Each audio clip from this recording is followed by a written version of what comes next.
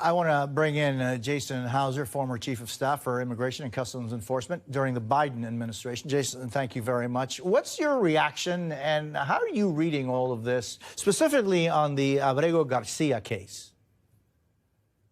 Yes, sir. Thank you for having me.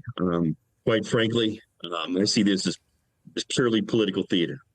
There's no time in the history of the Department of Homeland Security or counterterrorism operations, immigration operations at the department, that we would not be able to bring this individual back to the United States.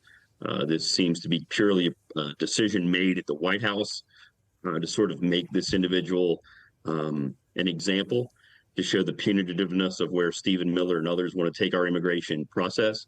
There's half dozen ways that DHS or ICE or CBP or State Department or the Department of Defense could bring him home tomorrow. Quite frankly, I'm sure there's this week another deportation removal flight that's happening in the area of El Salvador. He could be brought home there. He could be brought home on a commercial flight. Whether the contract between El Salvador and the United States government to hold these individuals, put that aside, this individual could be brought home. And more notably, the president over the weekend is tweeting about how these individuals, that the migrants that do come here, should be hardworking and upstanding citizens within our communities. It's exactly who, quite frankly, the evidence that we've seen in the media this individual was. You had the building trades union leaders this last week screaming for this individual to be brought back because he's a union brother.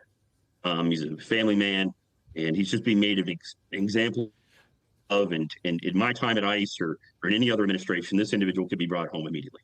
Why, Jason, do you think there is such a debate underway on this case, the other cases, and a lot of it has to do with what some critics would say is the lack of responsibility by ICE during this last administration to take seriously the number of people that were coming into our country, and both the ones that were coming across the border and asking for asylum, which is legally permissible. There were some changes in the last couple of months of the Biden administration where the definition of asylum was changed, but also through CBP-1. Absolutely. There was challenges and failures in the Biden administration to deal with the massive flow of migrants that we saw after the COVID pandemic subsided.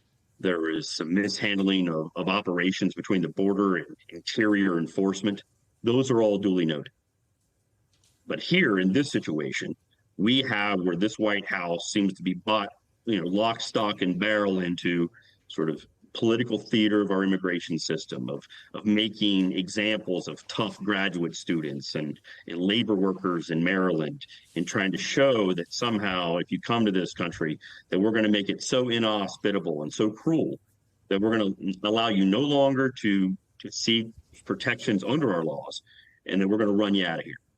And in my time, in the early 2021 to 2023, I'm happy to compare any day that Tom Homan or Stephen Miller want to compare tit for tat of exactly where ICE was focused. This administration, the Trump administration, promised clearly that they were going to go after the worst of the worst, that there was millions of criminals in our streets. But all I've seen so far is the Secretary of Homeland Security sort of playing dress up and going after non-criminals. And the numbers bear that out, that the Biden administration focused on convicted criminals that were trying to take advantage of our immigration system. This administration, the Trump administration, is focused on the opposite. I'd very much look forward to seeing those numbers and that debate, Jason. I thank you.